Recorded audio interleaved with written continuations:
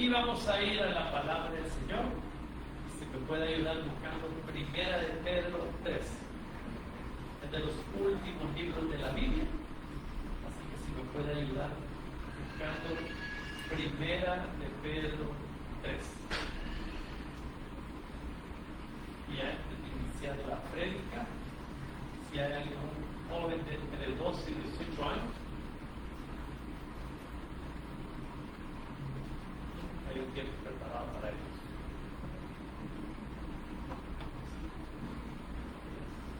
¿Todos lo tienen? Primera Pedro 3. ¿Amén? ¿Se puede poner de pie? Que mejor. Primera de Pedro 3, 15. Vamos a leer en el nombre del Padre, del Hijo y del Espíritu Santo. Esa es la palabra del Señor que dice: y estad siempre preparados para presentar defensa con mansedumbre y reverencia ante todo el que os demande razón de la esperanza que hay en vosotros. Y estad preparados siempre para presentar defensa. Padre, gracias te damos por tus palabras. Gracias, Señor, porque un nuevo domingo podemos estar delante de ti. Gracias, Espíritu Santo, porque tú nos das la oportunidad para poder estar aquí y aprender de ti. Hemos adorado, hemos exaltado tu nombre, hemos glorificado quién eres tú. Damos gracias por la oportunidad, la misericordia, porque hay muchos afuera que no lo pueden hacer y a nosotros se nos ha quitado el velo y podemos ver con claridad. Nuestros ojos espirituales pueden ver que tú eres nuestro Dios, que tú eres nuestro proveedor, y el Espíritu Santo es el que nos recuerda que muchas son sus peticiones. Estamos aquí por una razón y te damos gracias. Podemos glorificar tu nombre ahora en este tiempo. Solo te pido, Espíritu Santo, que seas tú hablando a esta congregación, que seas tú hablando a cada hermano, que este alimento que tú traes para esta mañana sea de mucho gozo, de mucho provecho espiritual. Gracias, te damos este tiempo en tus manos, en el nombre de Jesús. Amén y amén.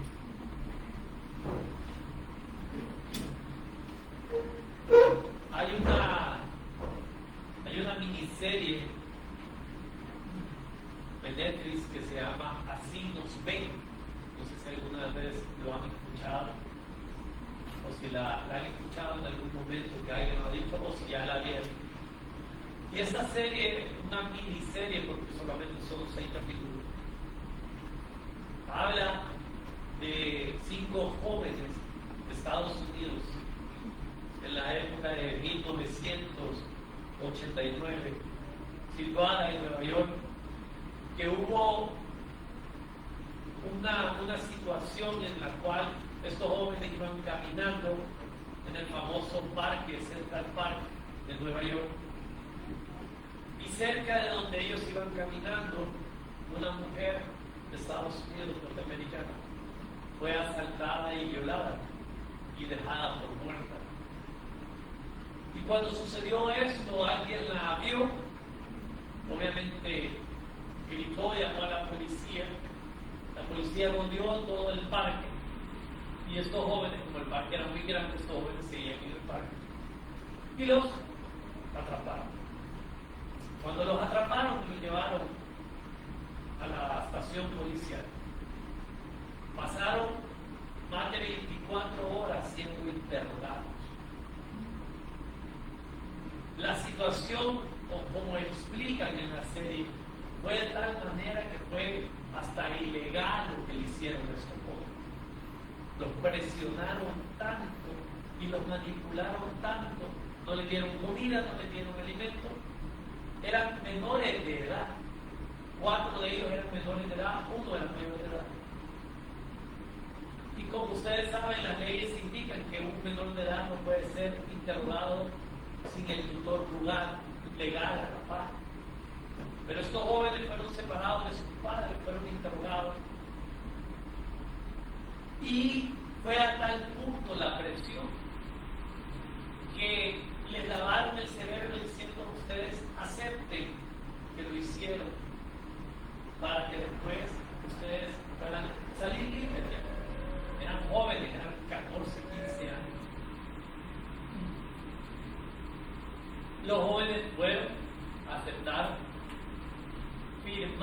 una carta de declaración diciendo nosotros cometimos, o por lo menos nosotros estuvimos cerca, o vimos, simplemente porque les dijeron que ustedes van a salir si ustedes dicen que estuvieron. Para no hacer largo la historia, nos metieron presos y estuvieron presos por más de 20 años por un crimen que no cometieron. Porque fueron presionados en el interrogatorio de tal manera que aceptaron, se quebraron, por decirlo así. Después, de acuerdo a la historia, miren cómo es la vida, que uno de ellos llegó a una cárcel donde el violador había estado ahí y lo conoció. El que había sido el autor, y el autor había conocido a Cristo. Y cuando él escuchó del famoso caso, porque fue muy famoso, se llama el caso de los cinco de Central Park, cuando él escuchó de ese caso y lo reconoció, algo dentro de él sintió pesar y dijo: voy a hablar con la ley. Y habló con la ley, aceptó que él había sido, costó que la fiscalía aceptara, porque dijeron no es posible, él permitió que se le sacara sangre y se hizo match la sangre de él con la de la víctima, y así pudieron salir los 30 años, porque en un interrogatorio lo presionaron tanto. Y cuando yo vi eso, me puse a pensar en el día a día de nosotros. Nosotros constantemente estamos bajo un interrogatorio. Hoy en día, hoy en el mundo, nosotros estamos bajo un interrogatorio que es duro. Duro, se nos interroga, se nos pone en una silla y se nos pregunta quiénes somos en Cristo. Se nos pregunta a dónde está nuestra fe fundamental. Se nos pregunta cuál es nuestro destino. Se nos pregunta por qué creemos en un camino donde para muchos es de locos. ¿Por qué nosotros seguimos a un hombre que nunca hemos conocido? ¿Por qué creemos en poder sobrenatural? ¿Por qué creemos en un Espíritu Santo que da sanidad, que puede cambiar la vida de una persona? Y se nos cuestiona eso. Bueno, Señor, esta mañana les quiero hablar del interrogatorio. Porque hay 5 cosas que suceden, probablemente suceden más, pero hay 5 cosas que probablemente el mundo, el enemigo, la gente a su alrededor, le va a interrogar. Lo van a interrogar. En el día a día, hermano. Y a veces puede ser que nos quiebren. Porque lo que el enemigo, lo primero que quiere hacer es hacer que usted deje de aceptar a Cristo. Así de sencillo. El mundo lo que quiere es que usted diga: yo lo hice, yo soy pecador y no soy digno de la cruz. El mundo lo que desea es sentarlo y decir: soy culpable, no merezco el amor de Dios. Y a muchos de nosotros caemos en eso por la presión. Muchos de nosotros hemos sido interrogados por tanto tiempo que al final el mundo nos termina quebrando, queramos o no queramos. Y parte de lo primero que hace el enemigo, y quiero iniciar con esto porque creo que es lo que la mayoría de nosotros experimentamos, está en Génesis 3:1. Lo primero que cuestiona el enemigo en nuestra vida es: ¿qué dijo Dios sobre esto? ¿Qué le ha dicho Dios a usted? ¿Qué dice Dios de usted? ¿Qué dice Dios para su vida? Dice la palabra en Génesis 3:1: pero la serpiente era astuta más que todos los animales del campo que Jehová Dios había hecho, la cual dijo a la mujer: porque Dios os ha dicho, no comáis en todo árbol del huerto. Miren que la serpiente, la pregunta que hizo, el cuestionamiento, la interrogatoria que hizo, no estaba equivocado, pero no era del todo correcto. Claro que Dios había dado una indicación, pero lo que le importa más al enemigo no es que usted escuche la indicación, sino que la malinterprete. Por eso hoy en día hay muchas religiones, hay muchas doctrinas. Hermano, a mí me han enseñado que cuando hay que alabar hay que estar parados así, si no, no están alabando. A mí me han enseñado servir la Santa Cena con jugo de uva y pancito. Así que si yo veo que alguien pone galleta, está mal. Y por eso es que hay tanta malinterpretación de la palabra, porque si uno no es guiado por el Espíritu Santo, cualquiera puede tomar la palabra y ajustarla a su conveniencia. Y sucede. Se ven pastores diciendo desde púlpitos, miren, el Señor me ha dicho, no sé si se vio alguna vez ese video, el Señor me ha dicho que tiene un carro para mi vida, pero tienen que correr con el cheque. Traigan el cheque, el Señor les va a bendecir para que me bendiga a mí también. Y la gente sale corriendo. Y yo me sorprendo de la ceguera espiritual que hay en nuestro lugar. Porque nosotros desde aquí decimos, hermano, jamás le vamos a decir, trae un cheque y el Señor le va a responder, que eso no es bíblico. No, hermano, traiga todo lo que usted tenga, porque el Señor, ahí está su milagro. No hay un intercambio. Y el enemigo eso es lo que quiere poner en su mente, esa interpretación de si tú haces esto, será bendecido. Porque el Señor ha dicho que si vas todos los domingos al culto, entonces no vas a tener ningún problema en tu vida. Y el domingo que estamos, Señor, no tiene ningún problema. Y viene el lunes. Y el lunes empiezan los problemas y no dice, y donde el Señor me va a quitar todos los problemas. Y al segundo domingo ya no queremos ir porque sentimos que Dios nos va a fallar. Cuando vemos situaciones de enfermedad, situaciones económicas. ¿Por qué? Porque el enemigo nos interroga. Y el enemigo le dice, porque el Señor ha dicho que tú vas a ser más que vencedor. Porque el Señor ha dicho que tú vas a tener paz que sobrepasa todo entendimiento. Porque el Señor ha dicho que serás bendita tu vida y tu simiente. Y empezamos, ¿será que en realidad mi vida va a ser tan bendecida como Dios lo ha dicho? Si se dan cuenta, uno empieza el dime que te diré con el enemigo. Y empieza una conversación que termina hasta que uno lo termina. Es difícil eso.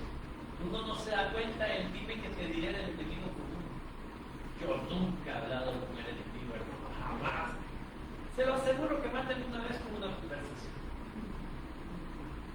Es que todos hemos pasado por ese momento en el cual la serpiente llega a nuestra mente y empieza a decir, porque Dios te ha dicho que vas a ser levantado, porque Dios te ha dicho que tus hijos van a ser levantados, y ya viste lo que están haciendo allá afuera. Todos pasamos por esa mentalidad. Yo veo a mi hija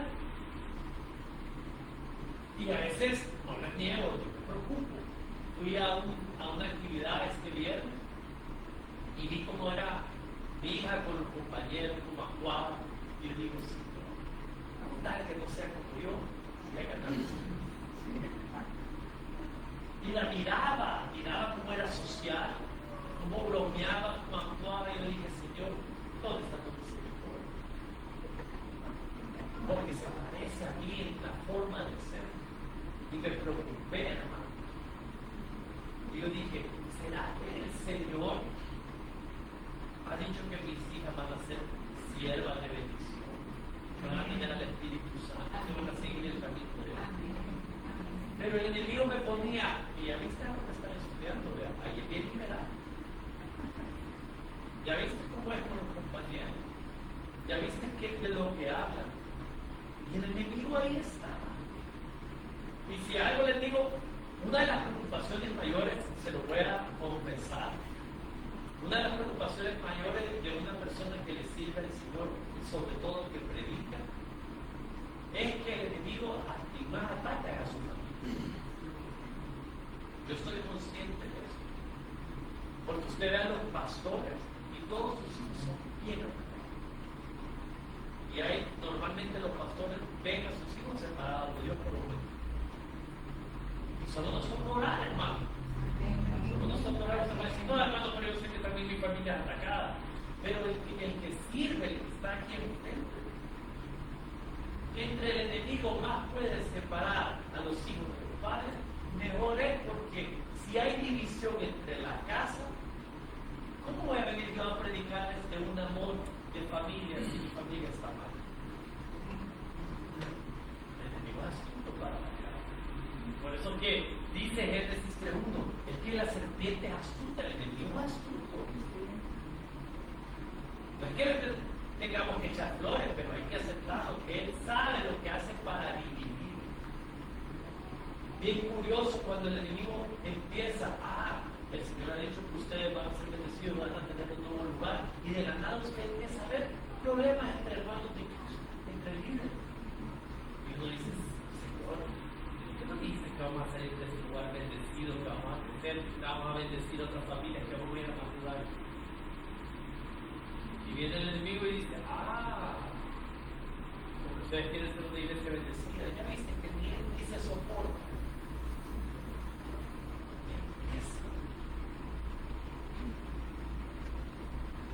Ahora, ¿qué ha dicho el Señor de verdad? Porque a la palabra del Señor tenemos que llegar siempre, ahí vamos a terminar. No importa el interrogatorio que le hayan hecho, no importa cuánto dure esos días de interrogatorio, usted tiene que llegar a lo que dice la palabra del Señor, lo que la palabra del Señor dice de usted.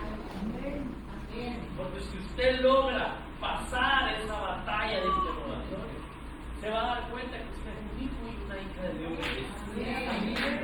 Eso es lo que dice Dios. Se va a dar cuenta de lo que dijo Dios, porque lo que dijo Dios no es negociable. Lo que dijo Dios no se puede olvidar.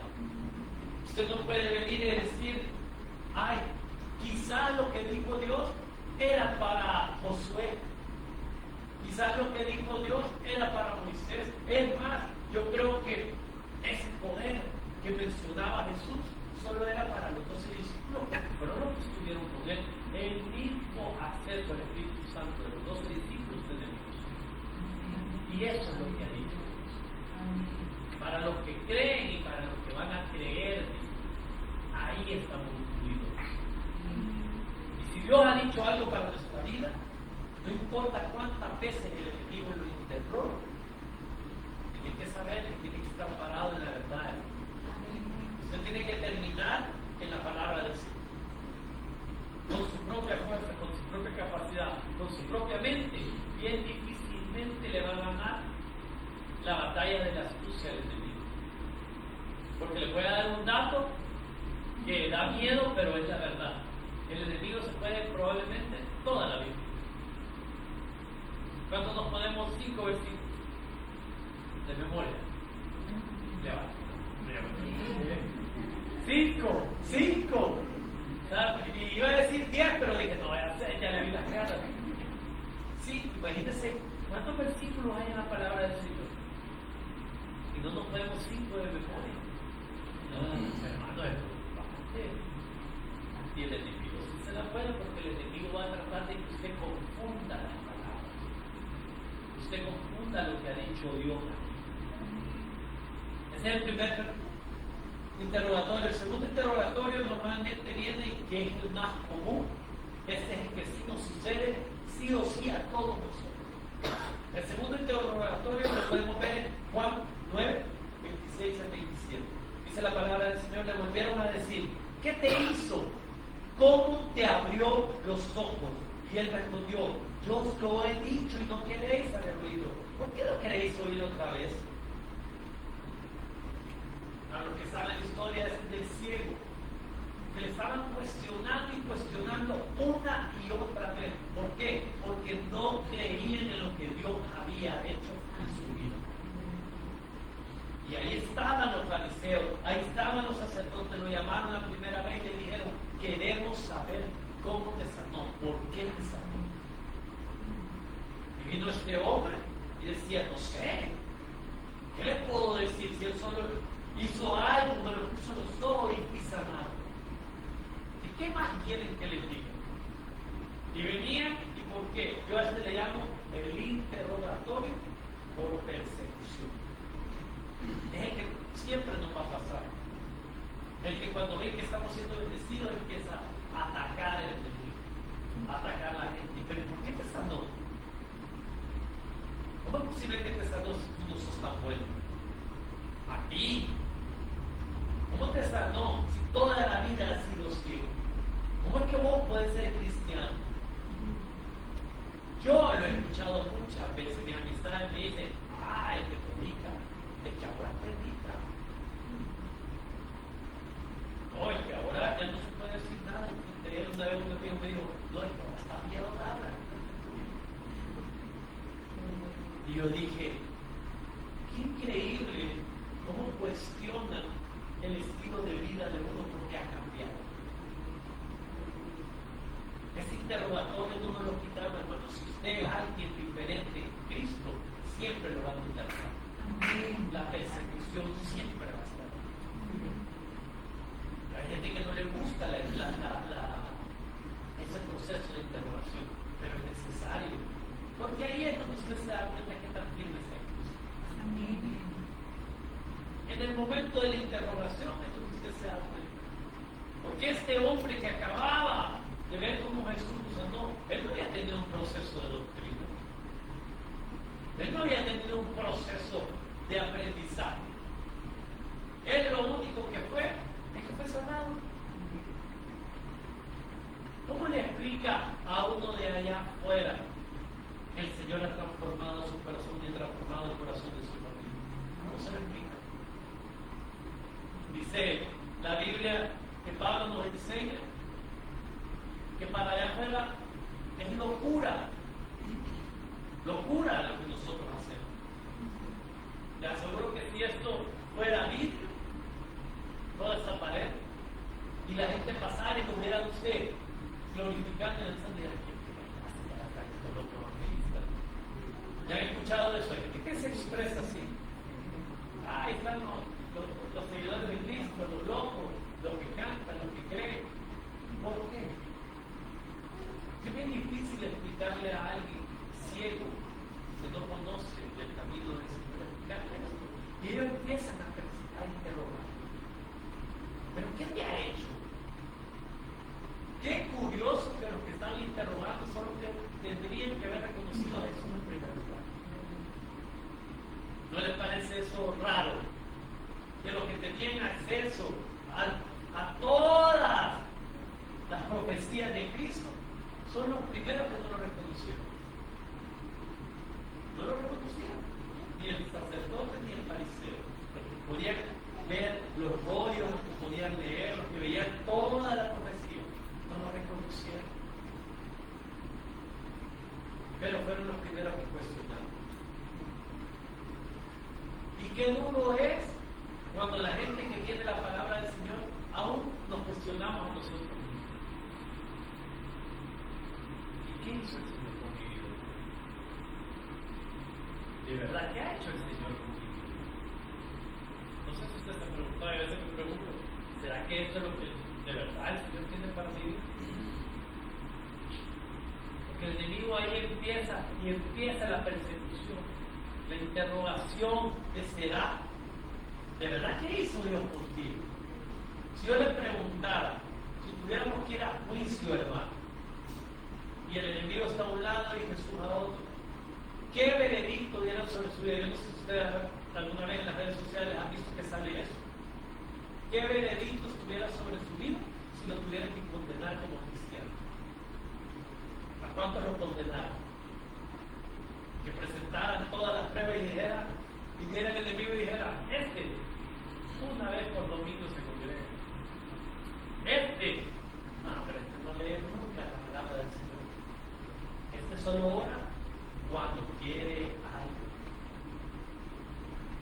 Y vendría Jesús y dijera, yo di mi vida por él, esa es mi prueba, la única prueba, yo di mi vida por él. O sea que yo pido que sea libre. Lo condenamos. ¿condenarían por buen cristiano o no?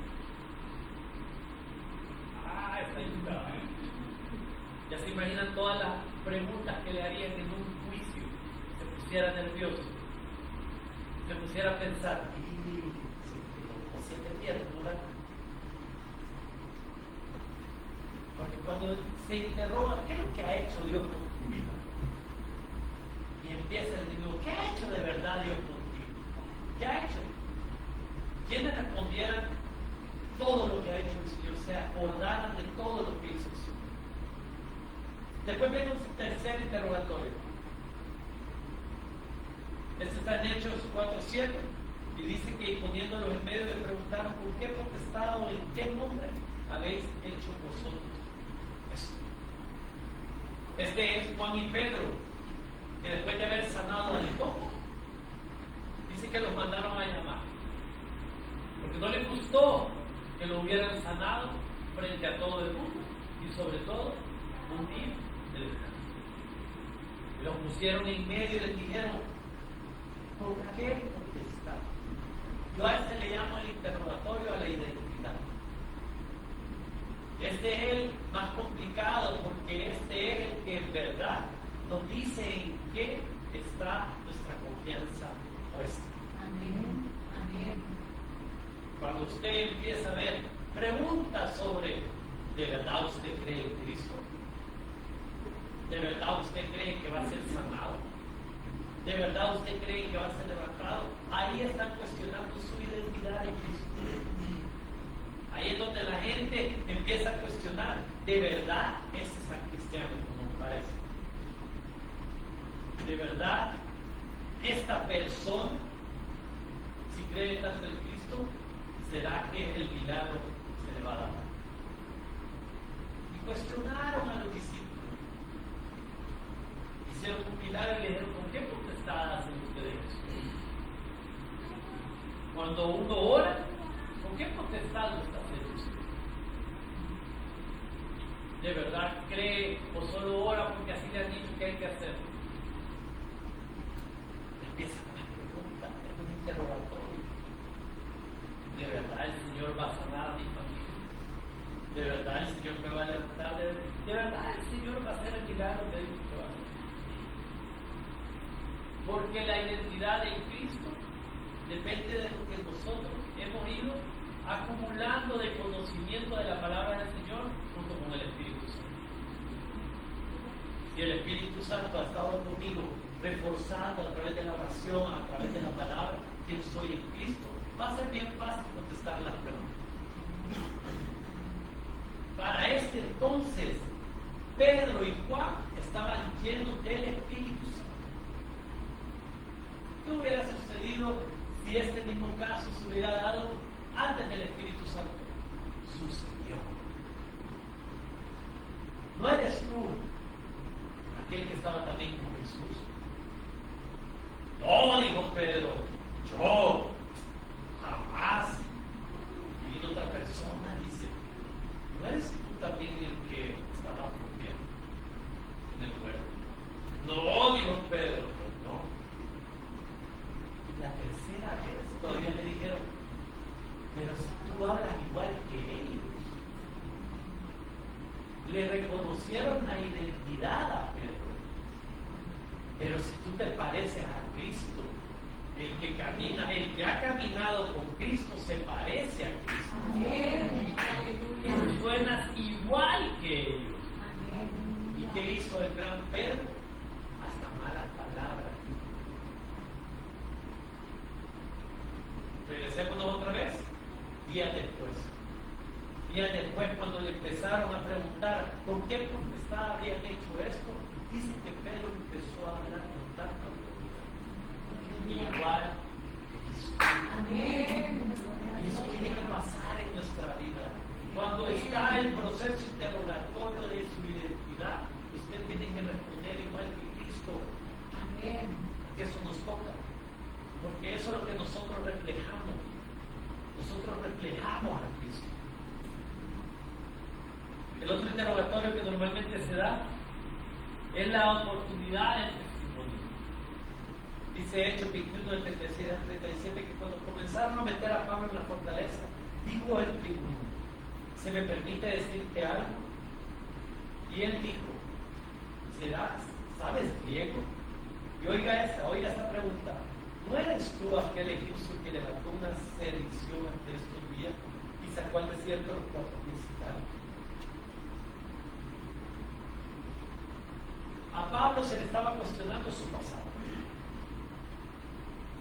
Pablo estaba y él quería decir algo, porque cuando él llegó a Jerusalén se alborotó todo el pueblo, lo metieron a la cárcel y lo querían matar. Y cuando Pablo quiso hablar, sucede esta conversación y este hombre dijo: ¿no eres tú el que perseguía a los discípulos? ¿No eras tú el que sacó a sicarios? ¿No eres tú el que mandaba cartas para matar a estos que ahora de pie? Y a este yo le llamo el interrogatorio del testimonio.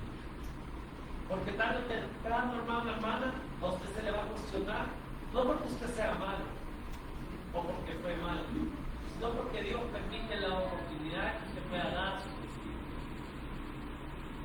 Para que usted pueda decir: sí, yo soy culpable, sí, yo fui pecador, pero Cristo fue.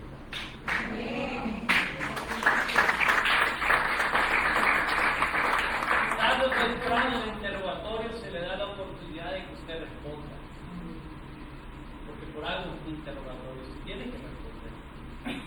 ¿Cómo voy a decir yo: no, es que Cristo borró mi pasado y yo ahora no me acuerdo de mi pasado? Claro que yo me acuerdo de mi pasado. Dios no se acuerda de mi pasado. Yo sí me acuerdo, yo sé lo que hice. Y por lo que yo sé lo que hice, por eso estoy agradecido de lo que hice. Y cuando la gente me pregunta, yo puedo dar respuesta de mi testimonio. ¿Qué ha hecho Dios por su vida? Cuando la gente cuestiona y empieza a preguntarle, ¿qué responde sobre su pasado? No, se ha equivocado, quizás no era yo. Dicen por ahí, y yo no fui. ¿Qué responde? Porque es increíble cómo las personas que han tenido un pasado difícil ya no se quieren acordar de él, porque si se acuerdan se sienten mal, no sé qué. Y el pasado ahí está, hermano. La Biblia dice que Dios es el que nos acuerda de nuestra transgresión, pero nuestra mente humana puede recordarse que no le afecte a otra cosa. Si usted se puede llorar por todo lo malo que usted hizo en el pasado, ya no. Pero el Espíritu Santo le da la paz a uno para decir: no, sí, yo sé lo que ha sido, yo sé lo malo que he sido, pero también sé lo que el Espíritu Santo está haciendo. Sé cómo me están transformando, sé cómo está cambiando mi corazón, pero por testimonio, porque Dios nos da la oportunidad de hablar. Cuando somos cuestionados, esa es la mejor oportunidad para poder responder.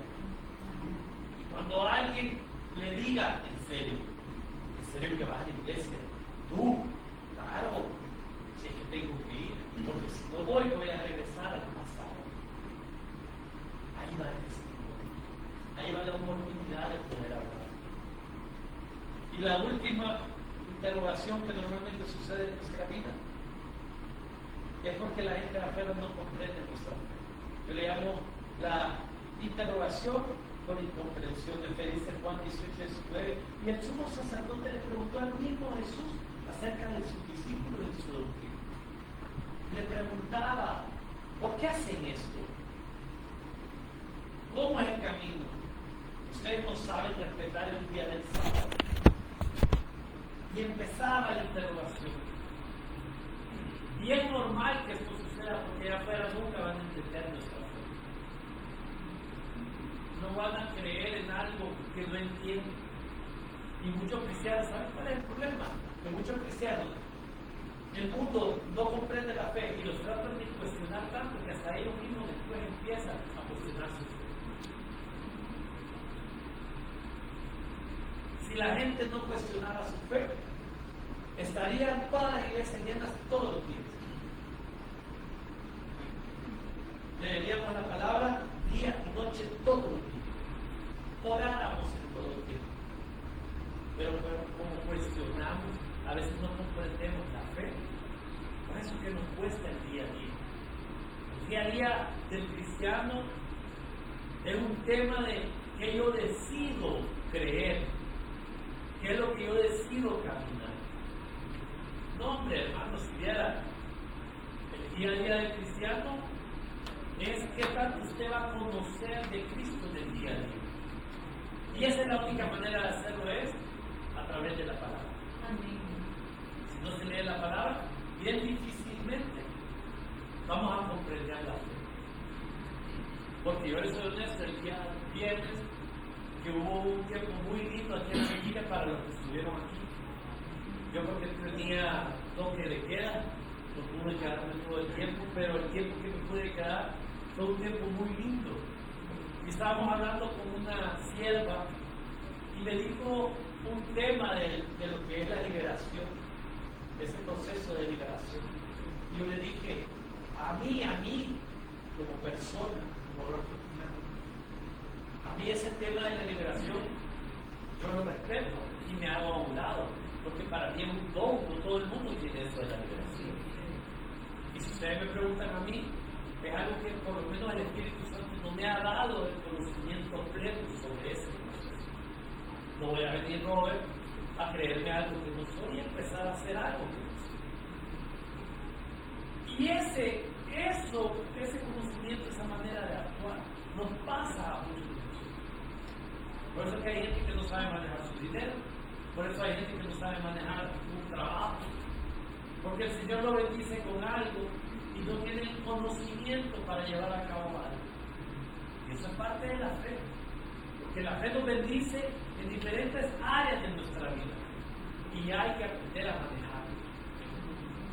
Aún saber actuar con nuestra familia, con nuestras amistades, con los colaboradores, con la gente de trabajo, todo eso es parte de la fe. Y todo se resume en algo sencillísimo: ama a Dios y ama a tu prójimo como a ti mismo. Así dijo Jesús. Y cuesta ese mandamiento tan simple, tan sencillo de Jesús, es el que a todo el mundo le cuesta, porque no lo comprendemos. Si lo llegáramos a comprender, nuestra vida fuera totalmente diferente.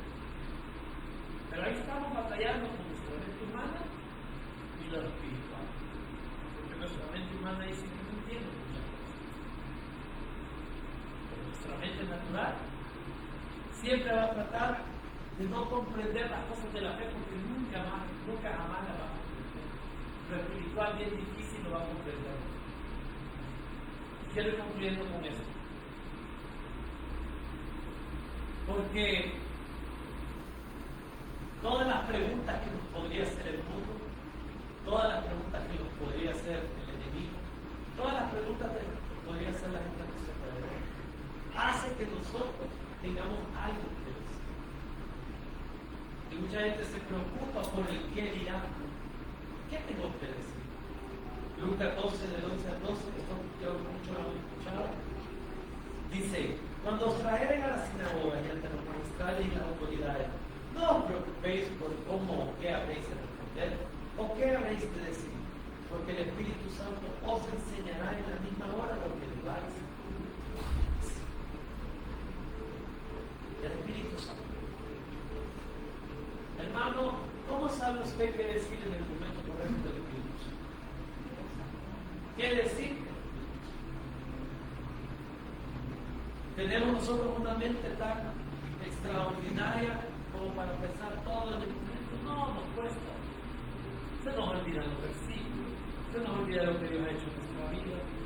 Es más, se nos olvida lo que pasó quizás en las bendiciones del día de hoy. Porque vemos o tomamos de menos muchas cosas que las tomamos por sentado. Pero viene el Espíritu Santo y ahí empieza el trabajo. Ahí empieza el Espíritu Santo a tomar control de nuestra vida y de nuestra mente. Entonces, cuando empieza el interrogatorio, el Espíritu Santo te dice: tranquilo, no es suficiente. Probablemente no vas a responder a muchas de estas preguntas, pero yo tengo la respuesta. Y ahí empieza el Espíritu Santo a trabajar en nosotros. Los interrogatorios son duros y sobre todo cuando pasa mucho tiempo. Solo nos queda confiar en el Espíritu Santo. Yo le invito a que en su día a día se agarre de lleno de la mano de Jesús. Y le pido al Espíritu Santo que siempre esté dándole las palabras adecuadas para eso. Es complicado, es difícil, pero es lo mejor que podemos hacer. Se le va a cuestionar su fe, se le va a cuestionar su identidad. Allá afuera le van a cuestionar de todo para que usted se aleje de Cristo. Y lo único que puede hacer es: Señor, yo confío. Tu Espíritu Santo está ahí. Permíteme, por lo menos, contestar, apóyame. Amén. Póngase ya. Padre, gracias a Dios. Gracias, Señor. Porque los interrogatorios son duros. Hay uno que siempre nos está acusando, dice la palabra. Ese no deja de acusar. Nos acusa por nuestro pasado, nos acusa por nuestro presente, nos acusa por las decisiones que tomamos y que tuvieron consecuencias, y nos acusa por las decisiones que estamos tomando actualmente. Nos acusa por los daños que hemos hecho. Nos acusa por el daño que estamos haciendo ahora. Ese no deja de acusar. Está como un abogado duro, queriendo cárcel para nosotros. Cárcel de depresión, cárcel de soledad, cárcel de simplemente estar alejado de Cristo. Pero ahí es donde entra el abogado de abogados, ahí es donde entra Jesús, y ahí es donde Él dice: yo te defiendo. Por ti solo no hay defensa. Si fuera por ti solo, el interrogatorio fuera duro y te hicieran caer, te hicieran humillarte, te hicieran aceptar algo que no eres. Si no fuera por mi defensa, aceptar que eres un esclavo del pecado, el esclavo a los vicios. Pero por mi defensa, dice Jesús, puedes salir libre. Por mi defensa hay libertad. Por mi defensa hay bendición.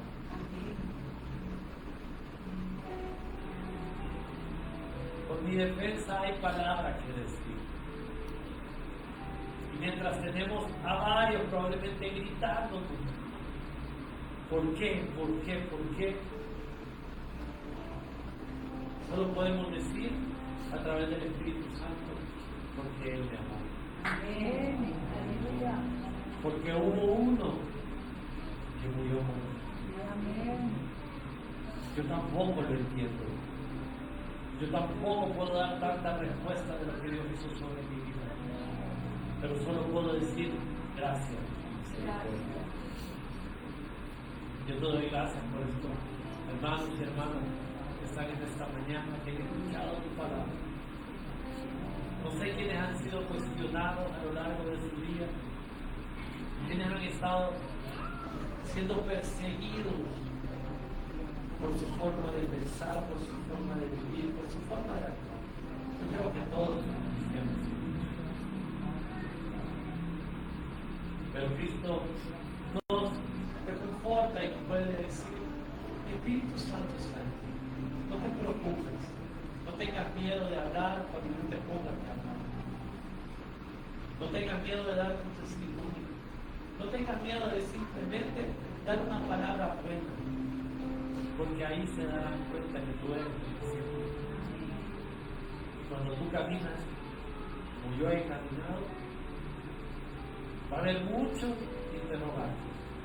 La gente no va a estar alegre y conforme con nuestras decisiones. Los discípulos, cuando recibieron al Espíritu Santo, nunca se les dijo: ustedes nunca van a ser cuestionados.